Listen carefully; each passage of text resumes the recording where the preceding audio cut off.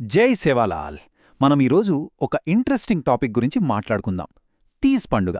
గోర్మాటి బంజారా సమాజంలో ఇది చాలా ముఖ్యమైన పండుగ. కాని ఎందుకు?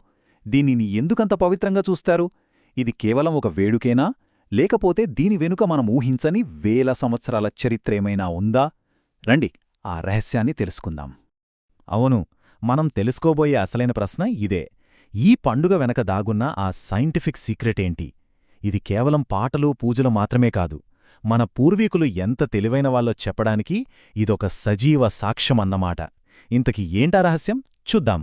సరే, ముందుగా అసలీ పండుగ ఏంటి, ఇప్పుడు ఎలా జరుపుకుంటున్నారు అనేదొకసారి చూద్దాం. ఎందుకంటే వర్తమానాన్ని అర్థం చేసుకుంటేనే కదా గతం లోతుల్లోకి వెళ్ళగలం. సో, ఈ తీజ్ పండుగ అనేది శ్రావణ మాసంలో 9 రోజులపాటు చేస్తారు. ఇందులో ముఖ్య పాత్ర ఎవరిదంటే పెళ్లి కాని అమ్మాయిలది. వాళ్ళు కొన్ని బుట్టలు తీసుకుని అందులో గోధుమ విత్తనాలు నాటుతారు.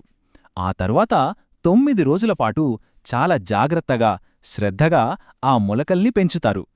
చూట్టానికి చాలా సింపుల్గా అనిపిస్తోంది కదూ, కాని ఈ చిన్న పనిలోనే అసలు సీక్రెట్ అంతా దాగి ఉంది.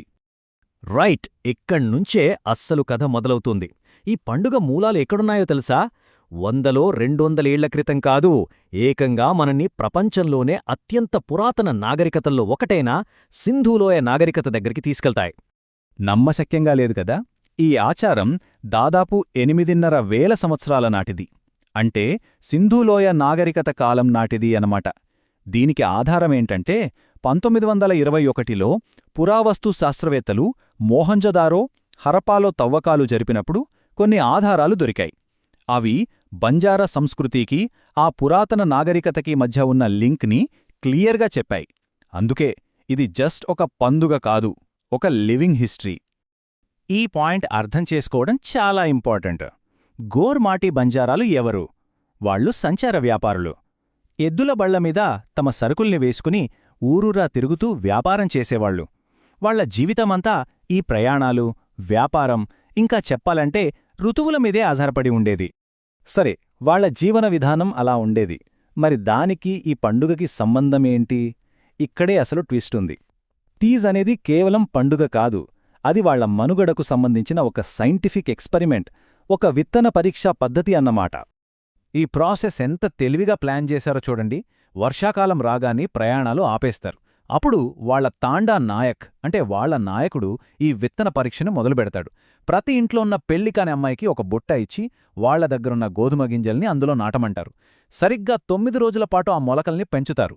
ఆ తర్వాత ఆ మొలకల పెరుగుదలను బట్టి అసలు ఆ విత్తనాలు పొలంలో నాటడానికి పనికొస్తాయా, వాటి క్వాలిటీ ఎలా ఉంది అని తేల్చేస్తారు. సింపుల్గా చెప్పాలంటే ఇది వాళ్ల సొంత అగ్రికల్చరల్ ల్యాబ్ లాంటిది. సో చూసారా, ఈ పండుగకు 2 కోణాలున్నాయి. ఒకటి ప్రాక్టికల్, అంటే పంట వేసే ముందు విత్తనాల నాణ్యతను పరీక్షించడమనే సైంటిఫిక్ అవసరం. రెండోది ఆధ్యాత్మికం, తమ తాండా మొత్తం బాగుండాలి, పంటలు బాగా పండాలి అని దేవుణ్ణి వేడుకోవడం. కాలక్రమేణా ఈ అవసరమే ఒక పవిత్రమైన సంప్రదాయంగా మానిపోయింది. ఓకే, విత్తన పరీక్ష బాగుంది. కాని ఆ మొలకలు బాగా పెరిగాయనుకుందాం. దాని అర్థమేంటి? కేవలం విత్తనాలు బాగున్నాయానా? కాదు, అంతకు మించి ఒక లోతైన నమ్మకముంది దాని వెనక. ఏంటో చూద్దాం. హరో భరో, ఈ 2 మాటల్లో పండుగ మొత్తం సారాంశముంది. హరో భరో అంటే అర్థం పచ్చగా, కళకళలాడుతూ, సమృద్ధిగా ఉండటం. ఇది జస్ట్ ఒక పదం కాదు, అదొక ప్రార్థన, అదొక దీవెన. ఆ 9 రోజుల తర్వాత బుట్టలో మొలకలు ఎంత పచ్చగా, ఎంత బలంగా పెరిగితే ఆ ఇల్లు ఆ ఏడాదంతా అంత కలకలలాడుతూ హరోభరోగా ఉంటుందని వాళ్ల నమ్మకం. అంటే వాళ్ల పొలాలు పచ్చగా పండుతాయని, ఇంట్లో తిండికి, ధాన్యానికి ఎలాంటి లోటు ఉండదని ఒక గట్టి భరోసా అన్నమాట. ఆ చిన్న మొలకల ఆరోగ్యమే వాళ్ల మొత్తం సమాజం యొక్క ఆరోగ్యానికి, ఆనందానికి ప్రతీక. ఇప్పటివరకు మనం చూసిన విషయాలన్నిటినీ ఒకసారి కలిపి చూద్దాం. అసలు ఈ పండుగ ఎందుకంత ప్రత్యేకమైనది, బంజారాలు దీన్ని ఎందుకు ప్రాణప్రదంగా, పవిత్రంగా చూస్తారో ఇప్పుడు మనకొక స్పష్టత వస్తుంది. 8,500 సంవత్సరాలు! ఒక్కసారి ఆలోచించండి. ఒక సంప్రదాయం ఇన్ని వేల ఏళ్లుగా కొనసాగడమంటే మాటలా? ఇది బంజారా సంస్కృతి ఎంత పురాతనమైనదో, వాళ్ల సంప్రదాయాలు ఎంత బలంగా ఉన్నాయో చెప్పడానికి ఇంతకంటే పెద్ద ఉదాహరణ అవసరం లేదు.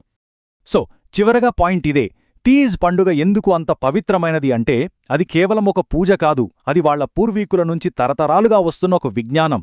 వేల ఏళ్ల క్రితం సింధులోయలో జీవించిన తమ వాళ్ల తెలివికి, వాళ్ల మనుగడ నైపుణ్యాలకి ఈ పండుగొక సజీవ వారధిలాంటిది.